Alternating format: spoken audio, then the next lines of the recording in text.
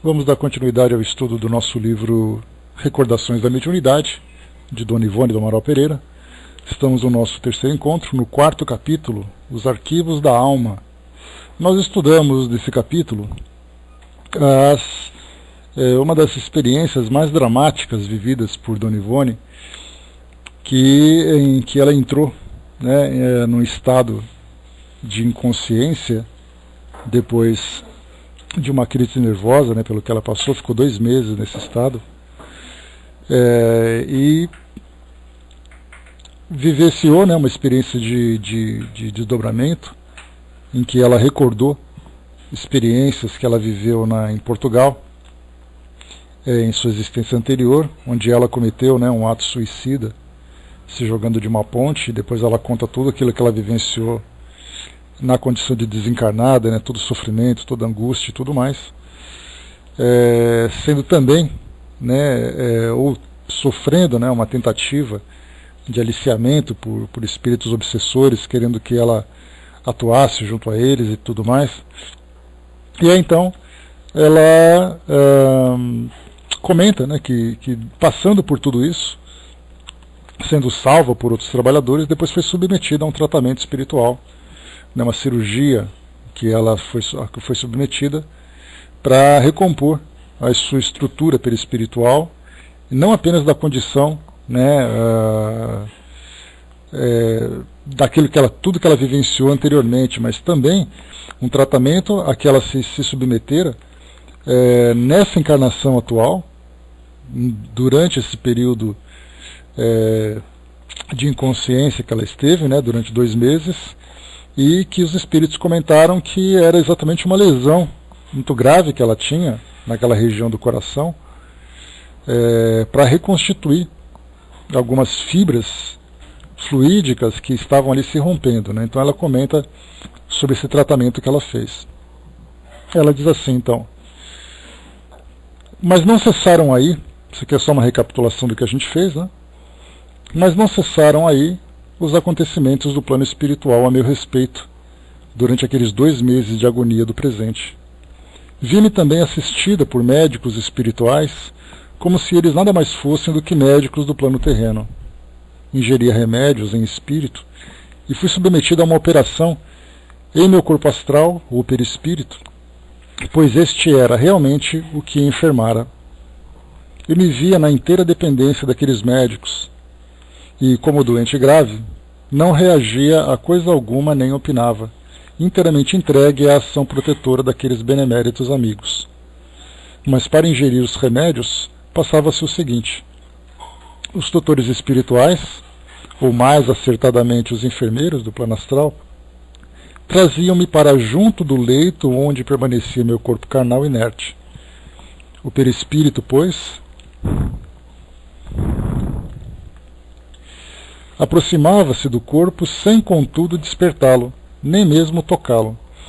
Ministravam o remédio ao perispírito, a fim de que suas essências interferissem no envoltório físico. Eu tudo via, a tudo assistia em espírito, inclusive o corpo semi-morto, e o aspecto e o aposento em que este se encontrava, aposento que então se me afigurava feericamente iluminado por luz, cujo fulgor é intraduzível, quando a verdade era que o mesmo era conservado em penumbra. Compreendia o que se passava e até sentia o paladar do medicamento, com a sensação de tudo no próprio aparelho carnal, pois sentia a extraordinária afinidade ou correlação do perispírito com o corpo, fato impressionante que faz crer numa comunicação eletromagnética intensíssima entre ambos. Tal fenômeno, como vemos, era idêntico ao que se passa com o recém-desencarnado, divergindo apenas no sentido inverso, ou seja, aqui o que se passava com o perispírito era que se refletia no corpo carnal, enquanto que o recém-desencarnado se dá ao contrário. O que se passa com o corpo, embora cadáver, é que se reflete no perispírito, nos casos em que sejam muito acentuadas as ligações eletromagnéticas ainda existentes, por não ter havido ainda o desligamento total com a extinção do fluido vital. Tratava-se, porém, o remédio ingerido de um líquido pesado e oleoso, lembrando a nossa glicerina, muito doce e incolor, e ao ingeri-lo, apresentado numa colher, pelo dedicado assistente espiritual, eu sentia nos lábios o contato frio da prata da colher, ou seja, tanto nos lábios do perispírito como nos do corpo físico, do corpo carnal. A sensação era instantânea em ambos, sensação que me parecem de origem mental, pois eu mesma criaria a frialdade da colher, mentalmente recordando sensações de fatos terrenos, análogos ocorridos comigo mesma. Por sua vez,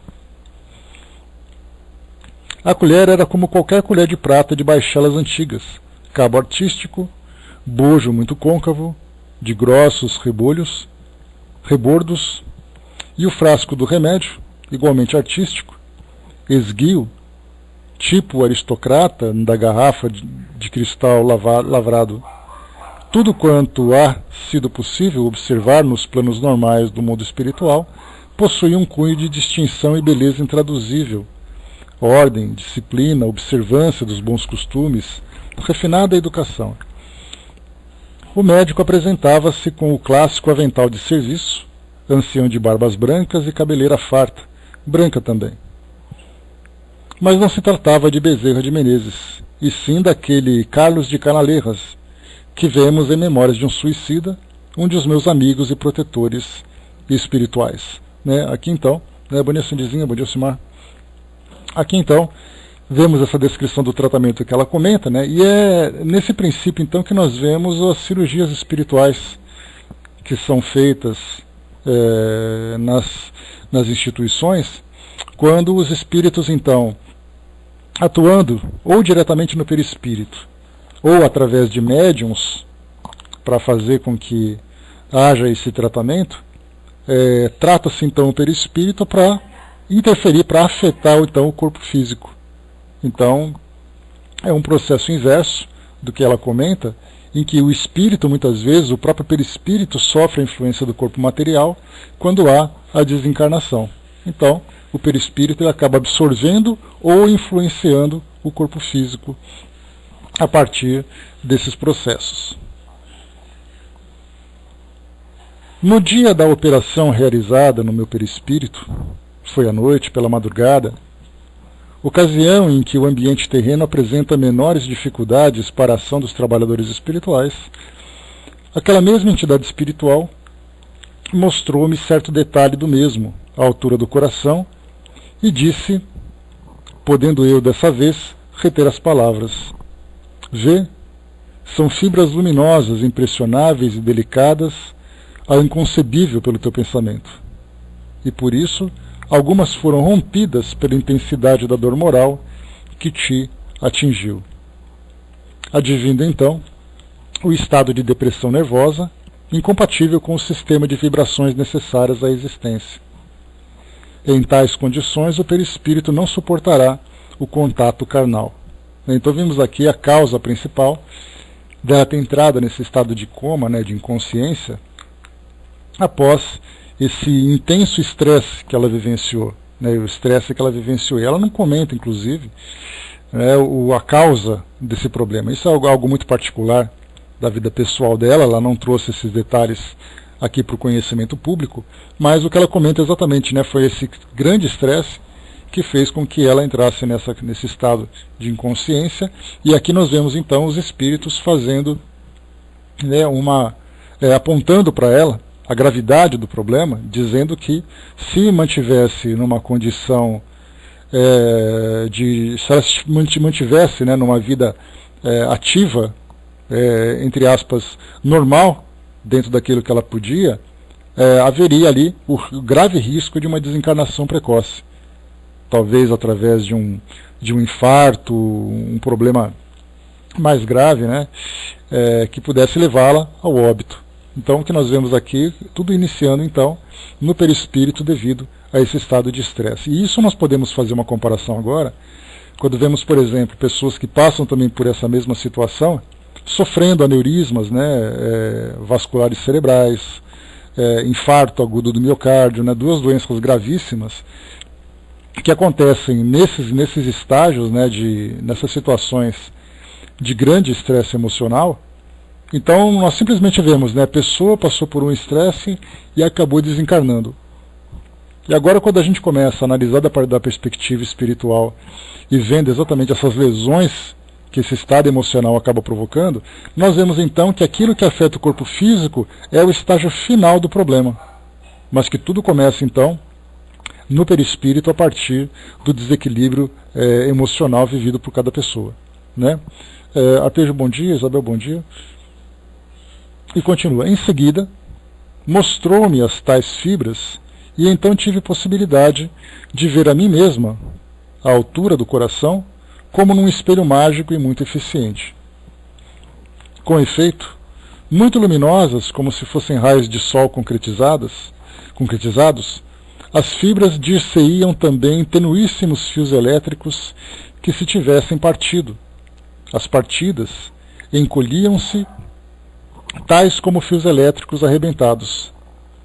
Eram apenas 3 assim danificadas, e despendiam chispas ainda mais luminosas, certamente como fagulhas de força elétrica de um cabo que se arrebentasse. Será o nosso perispírito, então, um composto de fibras de luz?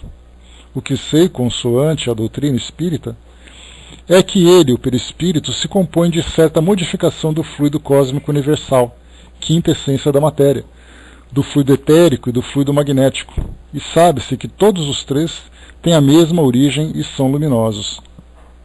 O corpo carnal, justamente à altura do coração, era que eu me queixava de dores intensas e nem mesmo podia suportá-las, o que me fez cair naquele estado comatoso. No perispírito, era nesse mesmo local que eu via as fibras partidas.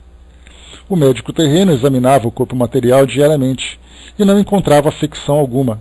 O médico espiritual, porém, tratava carinhosamente o corpo espiritual, medicando-o e operando-o, provavelmente religando os fios que eu vira partidos, ou as ditas fibras luminosas, com os processos do mundo astral, pois, em verdade, não assisti ao trabalho, apenas me foi concedido o ensejo de ver o dano existente em meu ser perispirítico. A gente viu aqui que, a partir desse relato dela, muito focado, né, naquele problema de saúde que ela vivenciou, dá para a gente estender essas explicações para outras tantas afecções, né, que acabam atingindo o nosso corpo físico, e da mesma forma também como funcionam os tratamentos espirituais nas casas espíritas. Então nós temos ali médiuns que trabalham no tratamento de cura, diretamente nas cirurgias espirituais. Nós temos os médiuns passistas, que trabalham também com esses passes. E dá para imaginar, quando alguém apresenta algum tipo de queixa na sua saúde, dá para a gente entender então o tipo de alteração que tem no seu perispírito e a importância das aplicações dos passes, né, do fluido magnético que é transferido.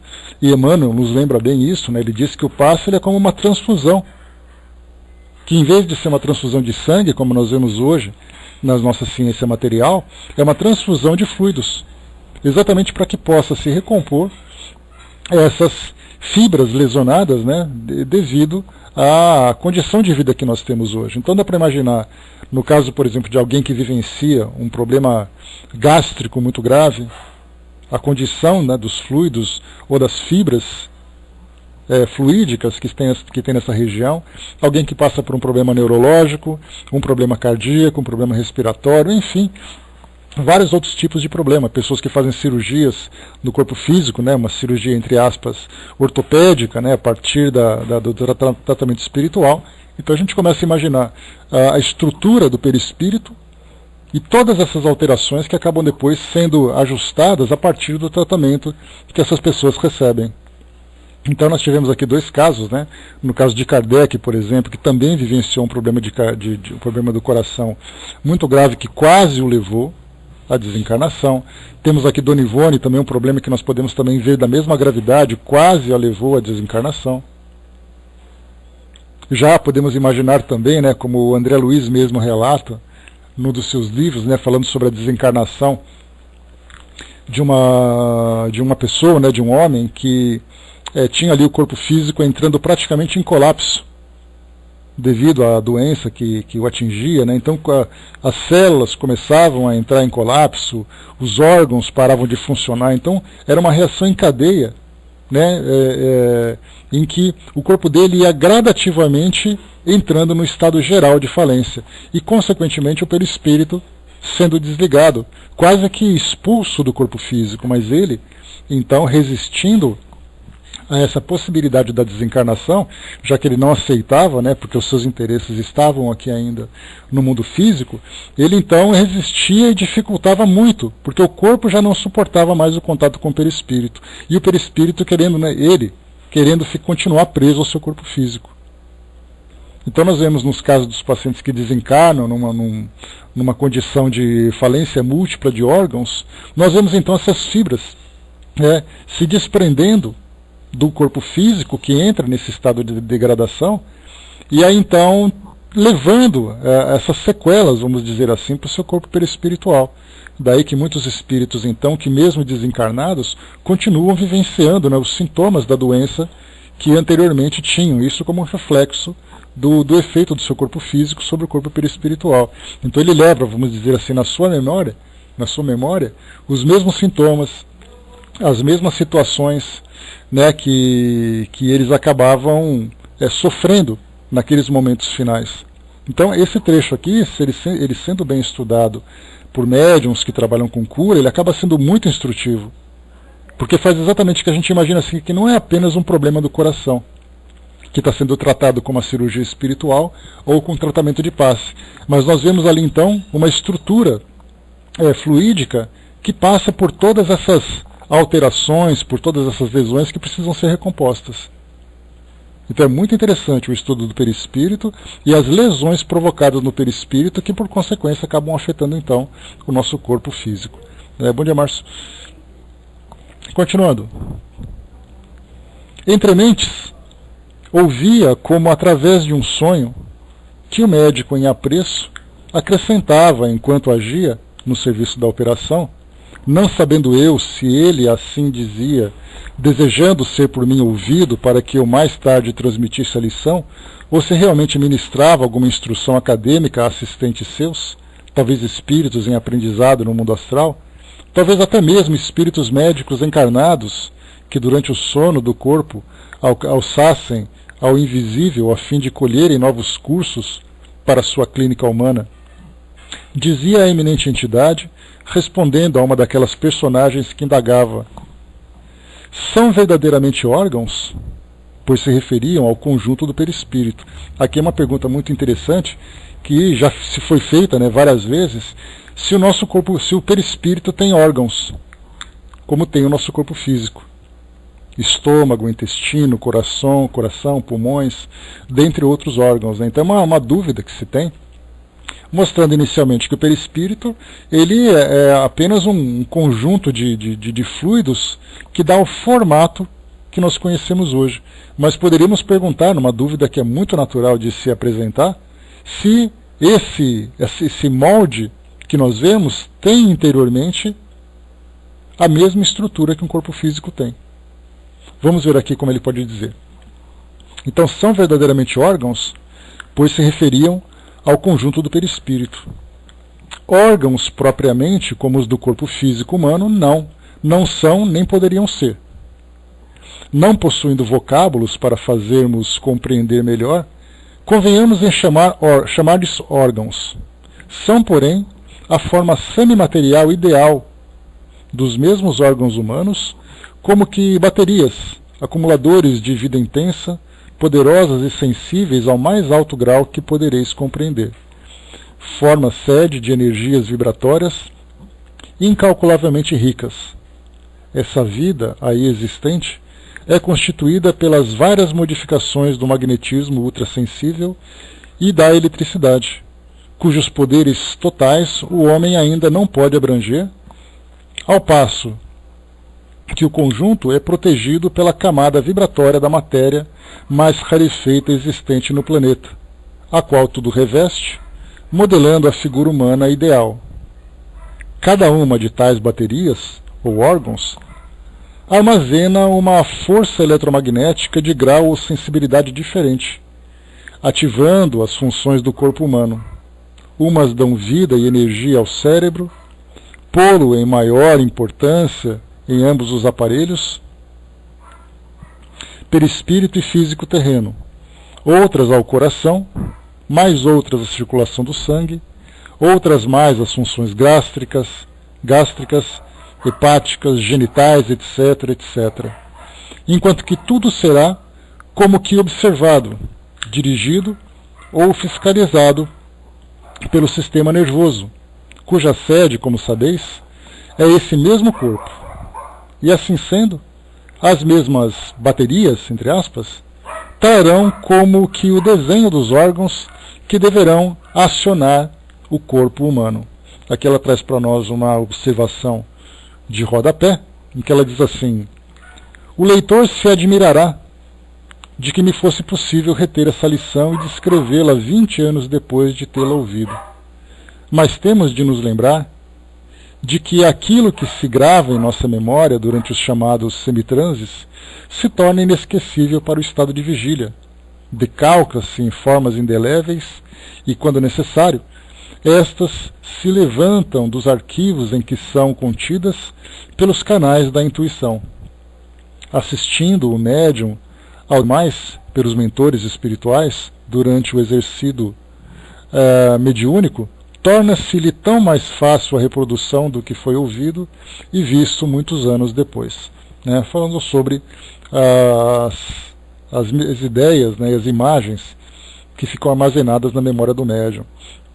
Então vimos aqui uma resposta muito interessante, que podemos dizer o mesmo corpo físico na sua aparência, mas que na verdade cada um daqueles órgãos, já que os espíritos dizem para nós, através lá do Livro dos Espíritos, que quando se dá a encarnação, o corpo físico, o perispírito se liga ao corpo físico, molécula por molécula, célula por célula.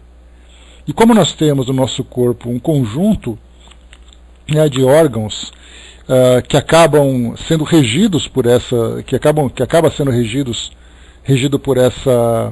por esse corpo fluídico, nós temos ali então exatamente essas cargas de energia, que dão exatamente a vitalidade para que esses órgãos funcionem. O nosso cérebro, coração, pulmões, rins, intestino, pâncreas, dentre outros. Então nós veremos ali aquela cópia do perispírito carregando com essas energias, mantendo então a vitalidade desse órgão. E por consequência, se por acaso nós temos ali uma lesão no perispírito, ela acaba se refletindo exatamente no corpo físico. Se por acaso existe também uma lesão no corpo físico, isso acaba também interferindo no perispírito. Agora, muitos detalhes, claro que a gente especula, porque é um tema bastante complexo, que precisaria não apenas de um estudo mais aprofundado, mas também um conhecimento mais aprofundado sobre esse assunto. Mas nós podemos imaginar, no caso de pessoas que sofrem acidentes e passam por extração de órgãos, no caso uma ruptura de baço em virtude de um acidente, pessoas que fazem transplante de coração, pessoas que têm amputações, e dentre tantas e tantas e tantas outras situações, transplantes de rins. Como isso se repercute no corpo perispiritual? Para nós, não tenhamos dúvida disso, isso é um grande mistério.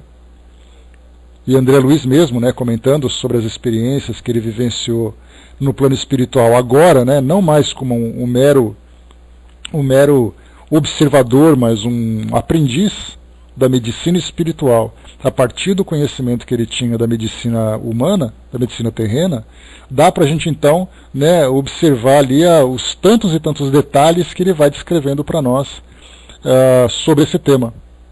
Então, tantos médicos aqui do mundo material, enfermeiros, pessoal da área de saúde de um modo geral, como também médiuns que trabalham no campo da saúde, aqueles desencarnados que trabalham sobre isso, dá para a gente imaginar o quão complexo é esse assunto e o tempo que se leva para ter ali um mínimo de entendimento sobre a relação que existe entre o perispírito e o corpo físico. Basta a gente lembrar que também André Luiz ele comenta que logo no início, quando perguntaram para ele, né, do que ele estaria disposto a fazer, quais seriam as suas capacidades, a primeira coisa que ele falou, ele disse: eu sou médico. Eu era médico, então eu posso ser médico. E aí a gente lembra do comentário dizendo: a medicina que você conhecia de nada serve aqui. E aí ele começou aqueles trabalhos mais simples, até ele começar novamente a se envolver com esses temas e trazer para nós aquelas descrições tão complexas, né? A mesma coisa também, só para a gente complementar, é quando se fala sobre a própria reencarnação, através da gestação, em que você tem ali a fecundação, né? André Luiz fala sobre a reencarnação de Segismundo, trazendo para nós ali alguns detalhes, algumas informações, mas com toda certeza aquilo ali é uma passagem muito superficial da complexidade desse processo.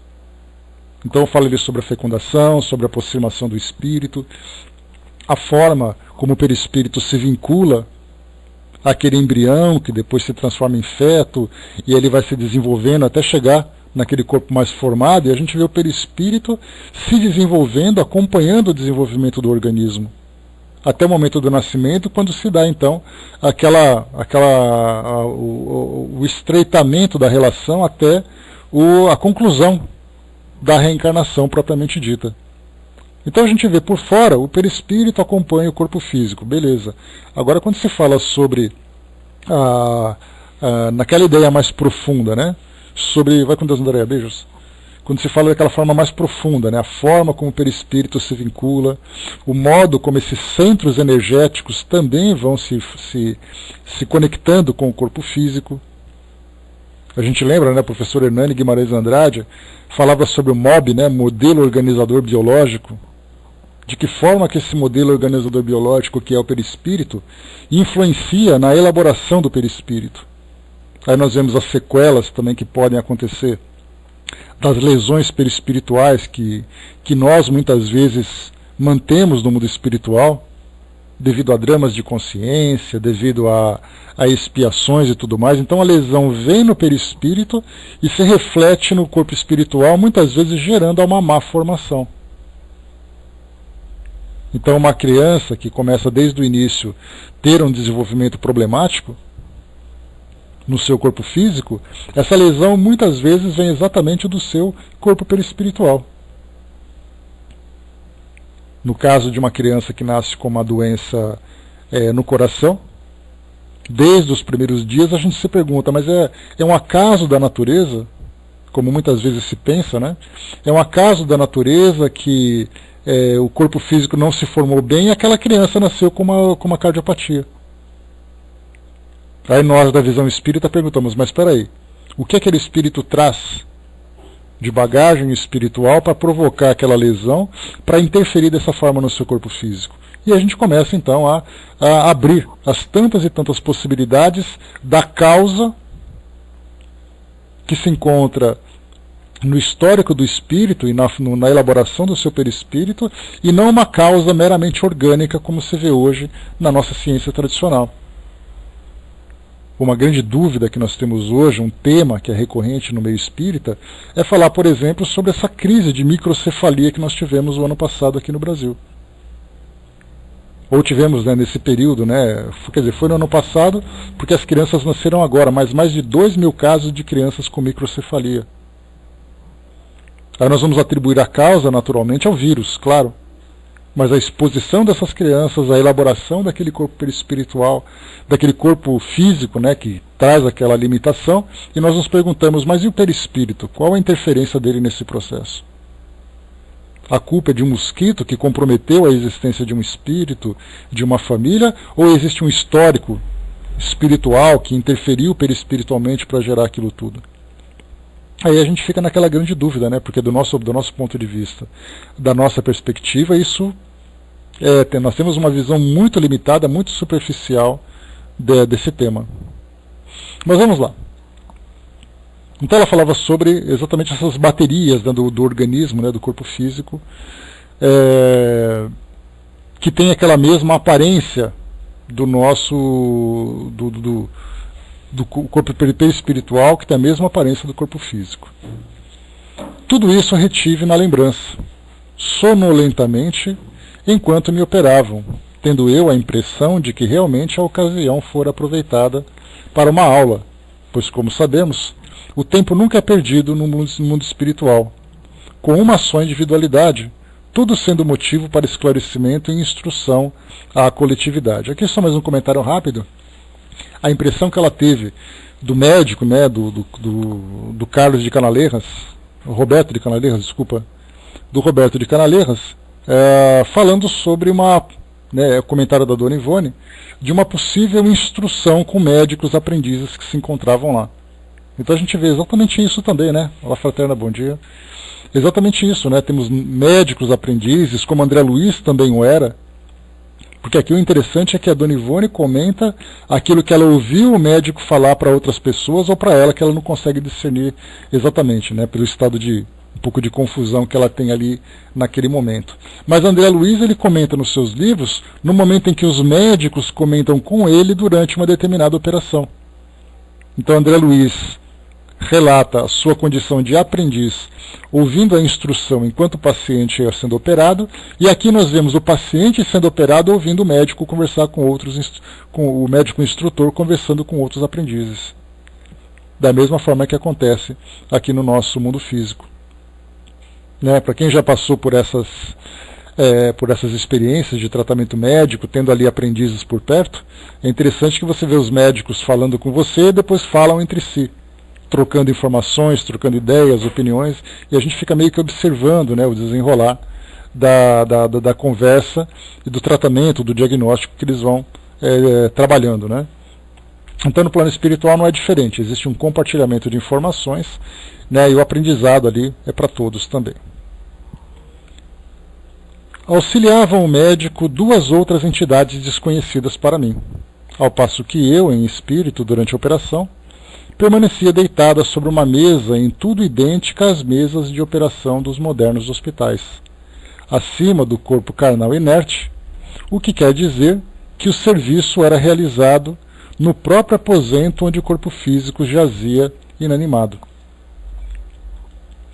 Depois desse estranho acontecimento, entrei em convalescência. Não obstante, ainda hoje, tanto a fadiga física como o sofrimento moral fazem reaparecer as dores então sentidas e eu adoeço, sem, contudo, se constatar qualquer enfermidade no aparelho carnal. Detalhe curioso para os observadores da personalidade humana. Durante o estado agudo de inconsciência sobrevinda, eu perdi a lembrança da minha atual personalidade.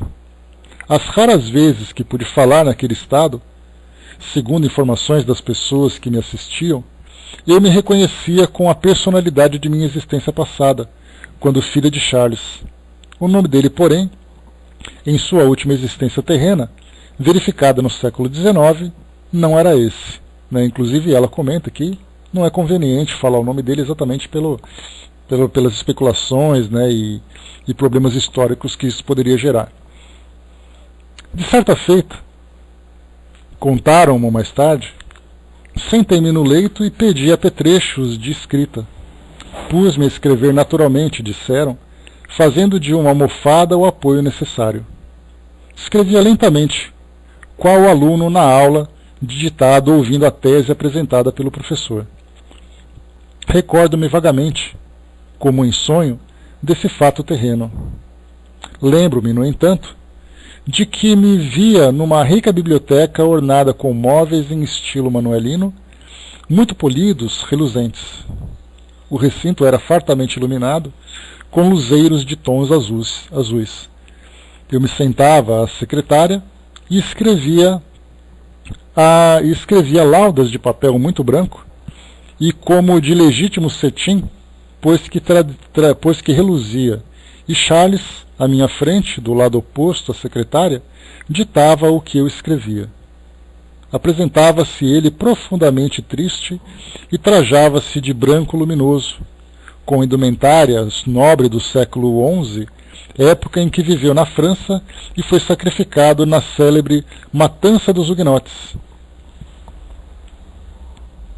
Esses Matança dos Huguenotes, né, se eu não me engano, a gente tem ali aquela combinação da Noite de São Bartolomeu.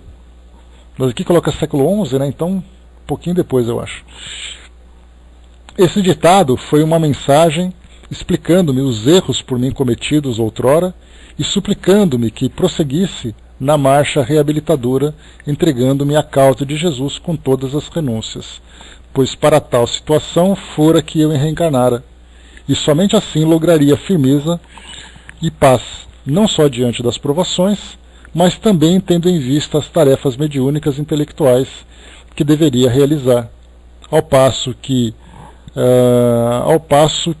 renovasse a minha fé e a minha coragem, porque novos testemunhos se apresentariam em minha vida, intensificando minhas lutas. A dita mensagem existe ainda em meu poder. Dir-se-ia uma carta, e há nela trechos como os que se seguem, os quais tomo a original. A Miriam lembrou, né, estilo manuelino, né, móveis escuros, com pés e mesas torcidos, herança portuguesa, né, lembra-se lá de Dom Manuel, né, dá pra gente lembrar, para quem já teve a oportunidade de visitar museus relacionados com esse período, né, como no Rio de Janeiro, né, lá em Petrópolis, ou aqui em São Paulo, o Museu do Ipiranga, né, Museu da Independência, encontra ainda esses móveis em exposição, né, então ela se via nessa mesma situação, ou diante desses mesmos móveis, né? Continuando, então ela traz para nós aqui trechos de sua carta original. Grande parte do que hoje sofres é o reverso do que tu mesma me fizeste sofrer, a mim, teu pai, nos dias do nosso passado terreno, naquele mesmo lar cuja lembrança te seguiu de uma existência a outra, como a sombra de um remorso.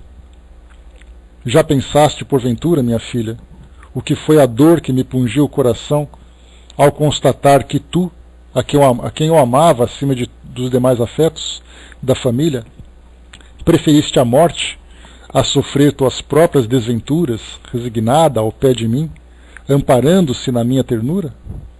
Pensaste no que possa ser a amargura de um coração paterno que se reconhece irremediavelmente preterido pelo filho, que em tudo mais pensou, que a todos os demais amou e envolveu na solicitude suprema de uma saudade, mas que ao próprio pai esqueceu quando se entregou ao suicídio pelo amor de outrem?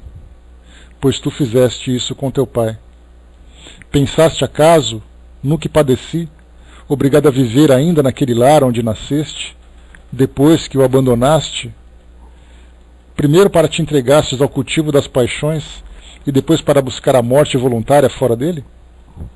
Pensaste no que sofri naquele casarão silencioso que a tua saudade dominava, e quando se diria que ias e vinhas para salas ainda cheias da recordação da tua presença? E no que foi a minha dor ao encontrar teu corpo decomposto pelas águas, sem sequer poder beijar-te uma vez ainda? Pois tudo isso fizeste sofrer a teu pai, pelo qual hoje tanto choras na ânsia do arrependimento. É, pois, por mim que hoje sofres. A tua dor de hoje reflete a minha dor de ontem. Sofre, pois, resignada, mas certa de que, embora separados temporariamente, pela tua reencarnação, permaneço fiel ao teu lado, consolando tuas horas tristes, fortalecendo a tua coragem nos momentos mais difíceis. Aqui tem um detalhe, eu comentei com vocês aqui que a Dona Ivone teve 2 reencarnações seguidas com suicídio. Eu preciso depois confirmar isso, porque pelo que ela comenta aqui, não foram 2, foi uma só, mas o suficiente para trazer para ela todo esse transtorno, né? Mas eu não sei porque tem na minha memória essa ideia de 2 reencarnações seguidas com suicídio. Mas, independente de 2 ou uma, a dor, sem dúvida nenhuma, acaba sendo indescritível para ela, né? Mas vamos lá. E continua aqui mais um trecho da carta, né? Sofres pela falta de um lar que te negaram, mas por que te admiras de que não logres possuir um lar? O teu lar é o meu lar, minha filha, e no momento estou impossibilitado de oferecer-te um. Consola-te, pois, comigo, que também não possuo lar. Nunca mais tive lar, minha filha, desde o dia em que abandonaste aquele que foi nosso para te entregares à volúpia de um suicídio. É, porventura, lá o abrigo de onde a paz se ausentou, porque a dor permanecesse? Aqui, na vida espiritual, onde presentemente habito, existem lares suntuosos. Há também um à tua espera. É o meu, é o teu. Mas nem eu o habito por enquanto, porque um lar sem ti, para mim, é uma expressão vazia de sentido. Praza aos céus que, doravante, tu te voltes definitivamente para Deus, como tanto te é necessário, fiel às atitudes de renúncias gerais, para que finalmente consigas a paz no coração. Muito precisarás fazer nas sendas do amor a Deus, ao próximo e à verdade. E se o meu auxílio em meio às tuas futuras lutas reparadoras é grato ao teu coração, ter-me-ás ainda e sempre junto a ti, como o tiveste durante as peripécias dos milênios passados. Devo-te a minha ajuda diante de Deus, e não faltarei ao meu dever. O esplendor egípcio já nos viu unidos pelos laços de um amor recíproco. O esplendor da Pérsia recebeu-nos novamente juntos, reconhecendo-nos o prosseguimento de uma união que revelava pretender a eternidade. Roma nos agasalhou na sua decadência e nos conservou unidos, não obstante os desvios imprevistos que nos feriram. Chegou a Idade Média, a face do mundo se transformou, mas nossos corações se conservaram fiéis ao antigo sentimento. Depois a Renascença saudosa, que tanto nos viu sofrer e chorar, e após o século dos filósofos, e finalmente o século XIX e a Espanha. Como vês, minha filha, o século XX nos poderia contemplar definitivamente redimidos pelo amor, mas teu suicídio de ainda ontem separou-nos, afastando por um tempo imprevisível a felicidade com que sempre sonhamos e que tão penosamente vimos procurando. Ainda assim, não te deixo ao abandono, porque mesmo quando separados pelo vigor de uma existência terrena isolada, revelo-me a ti como presentemente faço. Mas dia virá em que te poderei apresentar diante de Jesus, em comunhão plena com Ele, através da prece para rogar-lhe: Senhor, eis que vencemos o pecado e a morte. Abençoa-nos na glória do teu amor.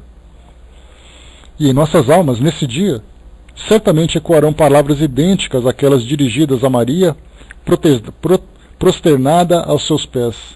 Perdoados são os seus pecados, porque muito amaste. E afianço, minha filha, que depende de ti, e não de mim, a glória desse dia. Segue, pois, a tua jornada de reparações, visto que se errastes ontem, é justo que hoje te reabilites da dor e do trabalho. Não sofrerás sozinha. Teu pai de ontem, teu pai de sempre seguirá teus passos, suavizando quanto possível os espinhos que te ferirem o coração. Ouvirás o murmúrio da minha voz como outrora, naquele lar que era nosso, durante a tua infância, quando eu te adormecia nos meus braços ou à beira do teu berço.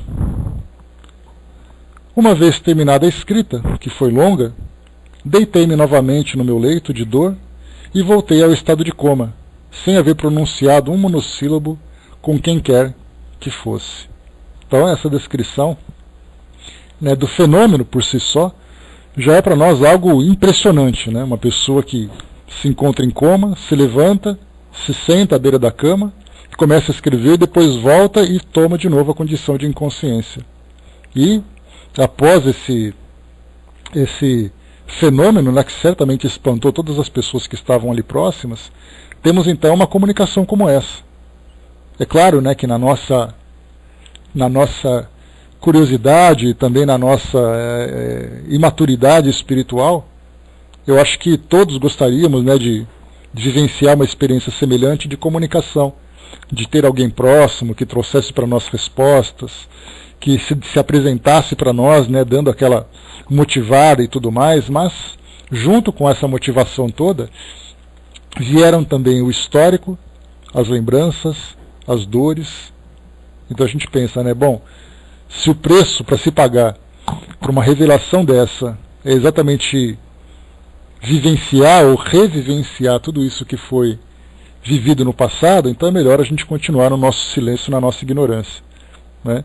Então, Dona Ivone traz para nós aqui uma descrição absolutamente impressionante sobre a sua vida, né? E dá para lembrar também, né, do próprio histórico que eles tiveram, né, esses dois espíritos, Egito, Pérsia, Roma, depois ali Renascença, Idade Média, né, depois a Renascença, dentre outros períodos, né, em que eles estiveram juntos. E para chegar nessa condição em que um se encontra no mundo espiritual, embora liberto e já equilibrado, esteja vivendo, né, todo esse sofrimento da separação, e o outro, né, se reabilitando depois de uma experiência extremamente dolorosa aqui no mundo físico, a gente vê que dois espíritos que têm ali uma longa trajetória, mostra, né, que pelo menos da parte dela não foi uma trajetória muito feliz. Então a idade do espírito ela é muito relativa. O espírito pode ser antigo, com milênios de existência, mas ainda assim preso, né, aos costumes e aos prazeres do mundo físico, cometendo então esses erros tão graves e tão dolorosos, né? Olá, abraço. Continua aqui então para nós. Algum comentário, pessoal, até aqui? Tudo certo? A Guizan colocou, né, uma entrevista com um médium muito respeitada aí no Brasil. Ela fala que nosso corpo dá sinais de pelo menos 2 a 3 meses antes de desencarnar. Não estou falando de enfermos, e sim de pessoa com saúde perfeita. Será verdade? Isso já foi comprovado ou é apenas suposições, né? Olha, Guizan, eu não ouvi nada a respeito. E também não sei de que forma que isso possa ser demonstrado, né, que uma desencarnação... É claro que no mundo espiritual existe uma programação, ninguém é pego de surpresa, né? Então, todo mundo desencarna cumprindo ali a sua programação, cumprindo ali um histórico daquilo que tem que vivenciar. Mas se o corpo físico, se o perispírito ou o próprio corpo físico começa a apresentar esses sinais de uma possível desencarnação, eu desconheço qualquer afirmação nesse sentido. Tá, sinceramente não sei como, né? O Brasil lembrou ali das intuições, algumas pessoas têm intuição de que alguma coisa vai acontecer, né? Como nós já vimos tantas e tantas situações de pessoas que relatam que tiveram sonhos ou que estão com uma impressão de que alguma coisa vai acontecer, mas do corpo físico apresentar sinal, não conheço nada nesse sentido, tá? Continuando aqui. Então ela conclui, né, o seu relato. Ela traz para nós aqui essa descrição. Deixa eu pegar aqui o trechinho que eu acabei me perdendo aqui um pouquinho. Só um instantinho. Tá. Após a operação do perispírito, despertei e entrei em convalescença, mas não conseguia falar. A voz não vibrava, não tinha volume. Dir-se-ia que aquelas fibras perispirituais luminosas, que eu vira rompidas e que foram religadas pelos cirurgiões espirituais, mas ainda não de todo normalizadas, impediam a vibração vocal. Eu continuava sentindo dores constantes na região do coração, enquanto o cérebro se ressentia da vacuidade e da fraqueza. Lentamente, porém, foi melhorando o volume da voz, que estava lenta e baixa como um murmúrio, mas somente no fim de um ano tornou ao normal. Nesse período de convalescença, encaminhou-se às minhas mãos o belo livro concedido pelo Espírito Emmanuel ao médium Francisco Cândido Xavier, Paulo e Estevão, o qual eu considero a mais importante obra concedida aos homens pela espiritualidade superior depois da codificação do Espiritismo. Então aqui uma indicação bastante incisiva da parte dela, recomendando para nós então a importância desse livro. A Sandra lembrou aqui, né, minha mãe sabia que ia morrer no dia que morreu, tanto que comentou isso, né? Tem essas premonições, né, essas impressões, Sandra, que chegam para nós, que mais uma vez é completamente desconhecida. Então temos muitos fatos, né? Muitas pessoas se perguntam, né, mas por que eu sou médium? Né, por que eu tenho que vivenciar essa experiência? Então para nós é tudo especulativo, porque cada um tem ali um motivo para ter essa impressão, para recordar aquelas lembranças de existências anteriores, para ter a sensibilidade mais aflorada. Então tudo tem um propósito, né? A gente sempre imagina sempre sabe, né, que o propósito maior é sempre fazer com que nós cresçamos espiritualmente, desenvolvamos melhor a nossa consciência, os nossos valores, a partir, né, desse entendimento sobre essa realidade espiritual, né? Então, agora, por que um sim e o outro não? Aí a gente simplesmente não sabe, né? Vai saber, né? Continuando. Li-o e reli-o e estudei-o com a alma voltada para o céu, e ali encontrei não apenas legítimo conforto para o coração, mas também orientação nova para a minha vida. Ao terminar sua leitura e meditação, senti-me como que ressurgida para Deus. Por sua vez, a lembrança das cenas do meu suicídio na passada existência e as revelações concedidas pelo Espírito Charles durante o transe acima citado, a certeza do seu amor imortal, da sua proteção constante, explicando-me as razões do acúmulo das provações que me feriram e infundindo-me coragem nova, foram outros tantos bálsamos que me revigoraram. Eu tinha a impressão de que acabara de reencarnar para a existência nova. Aprendi com Paulo de Tarso, naquele livro, novos roteiros, decisões novas para a minha experiência terrena. Em verdade, eu nunca desejara outra coisa senão me dedicar definitivamente à doutrina espírita, afastar-me das lutas mundanas, das incompreensões, viver exclusivamente para Deus, e minha própria mediunidade desde muito era aplicada nos serviços severos da mesma doutrina.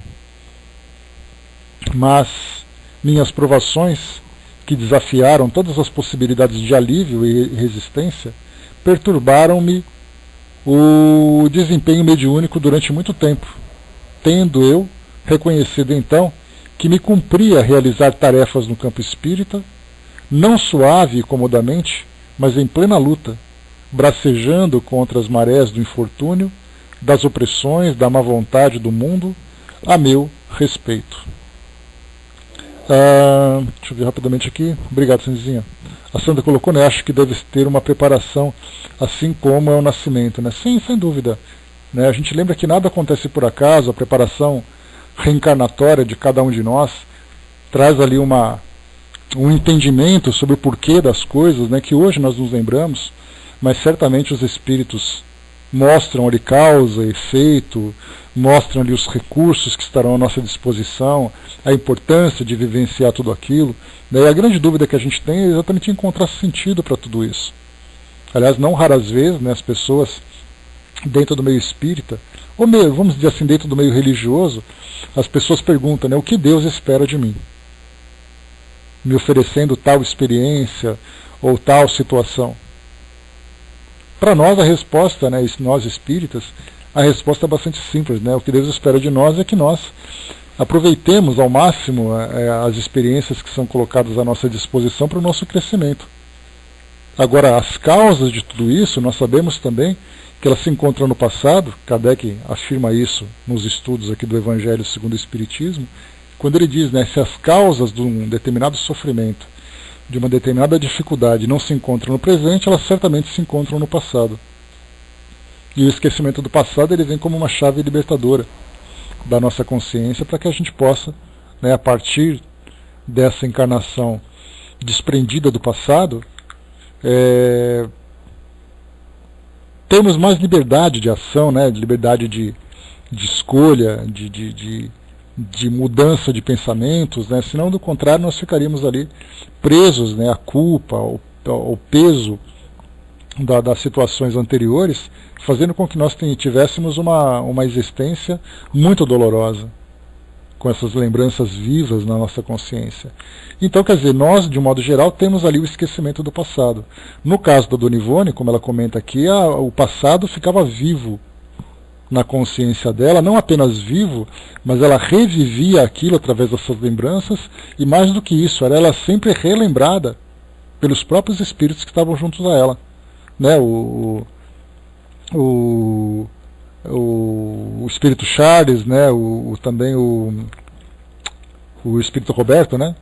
Que era ali o foi ex-companheiro dela no passado também. Então nós temos ali a presença dos espíritos constantemente lembrando-a das situações que ela viveu anteriormente. Então, o porquê dela ter que passar por tudo isso, ter uma vida tão difícil, tão dolorosa, enquanto tantas pessoas também passam por situações semelhantes, né? Se nós pudéssemos pensar, né, se todo suicida no passado tivesse uma vida tão difícil como foi a dela, como ela teve, seria uma experiência comum a todos, né? Mas nós percebemos que muitas vezes nós mesmos trazemos sequelas que nós não compreendemos, vivemos experiências difíceis sem sequer nos lembrarmos do porquê das coisas. Agora a pergunta é, por que ela teve todas essas lembranças e nós, ou aqueles que praticaram o mesmo ato, tiveram ali o mesmo caminho, não tiveram, entre aspas, esse privilégio, né, ou esse peso para carregar? Não sabemos também. Sim, Guizan, sem dúvida, deve ser assim algo terrível, né? Porque a gente lembra sempre que a nossa reencarnação, ela é sempre progressiva, né? Ou progressista, porque ela vai, cada encarnação nossa, a gente tende sempre a trazer algo melhor, a gente sempre tende a vivenciar uma experiência melhor, né? Mais equilibrada, mais esclarecida, apesar do peso que a gente vai arrastando também, né? De vivenciar uma experiência hoje, cumprindo, né, as provas e expiações de um erro anterior, mas a gente imagina que a gente vai aprender nessa daqui e se tornar um pouco melhor do que foi no passado. Mas independente desse progresso, estar sempre lembrando aquilo que nós tivemos de pior no passado, aquilo que houve de mais negativo, de mais destrutivo, né, entre aspas, na nossa existência, é algo realmente muito difícil. Porque muitas vezes a pessoa não consegue diferenciar aquilo que ela está vivendo hoje com aquilo que ela viveu do passado. Ou seja, a culpa que ela traz, ela não sabe se a culpa é de hoje ou do passado, porque a vida dela vai ser extremamente difícil, extremamente infeliz. E aí então não são raras as vezes em que muitos espíritos que cometeram suicídio no passado cometem novamente por não suportar tudo isso, né? A curiosidade sempre faz com que a gente deseje de alguma forma conhecer um pouquinho da nossa história, né, Cindizinho? Mas a partir do momento em que a gente começa a aprender um pouco mais sobre experiências como a dela, por exemplo, dela se lembrar não apenas dos fatos, mas ela reviver aquilo tudo, é algo que faz a gente dar aquela paradinha e falar assim, bom, é melhor não, né? Ficar todo mundo quietinho no canto, que todo mundo preocupado apenas com aquilo, com as lutas atuais, que já está bom demais. Então isso para nós já é o suficiente. Continuando aqui, vamos lá para a gente só finalizar aqui esse trecho. Então ela comenta aqui, né, sobre a dedicação dela à doutrina. Mais uma vez ela coloca, né, só para a gente retomar aqui.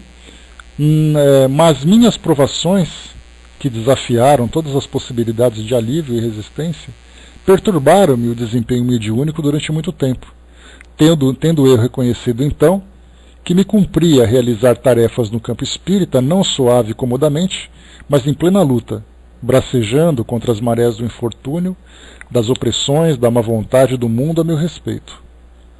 Assim reanimada, eu me predispus novamente ao trabalho espírita em geral, que praticava desde muito antes, aguardando novos testemunhos anunciados pelo amigo Charles, os quais, com efeito, logo depois exigiram de mim todos os valores morais de que eu seria capaz.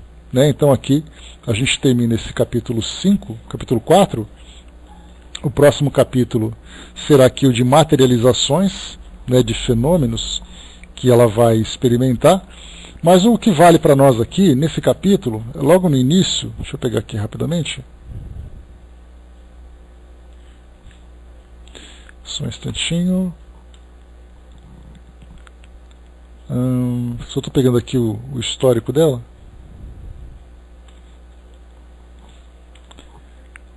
Aqui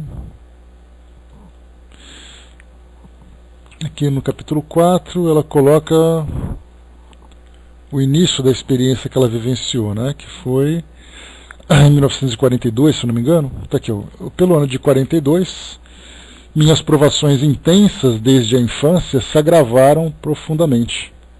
Não me permitirei explicá-las aqui, mas afirmarei que foram inesperadas e violentas. Havendo lutado e sofrido sem tréguas, por assim dizer, desde tanto tempo não resisti aos novos embates que então avultaram e adoeci gravemente de um choque nervoso que me manteve inconsciente, como desmaiada, durante 2 longos meses.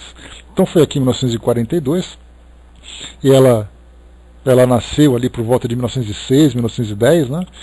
Então tivemos ali 30 anos de idade aproximadamente, quando ela passou por essa experiência, né? Então, isso foi só a partir dos 30 anos de idade, então, que ela teve esse recomeço de ter relembrado tudo isso, de ter vivenciado isso de uma forma tão clara, depois do aprendizado todo que ela conseguiu colher dessa experiência, e a partir dali, né, vivendo intensamente o trabalho doutrinário, né, de dedicação e tudo mais.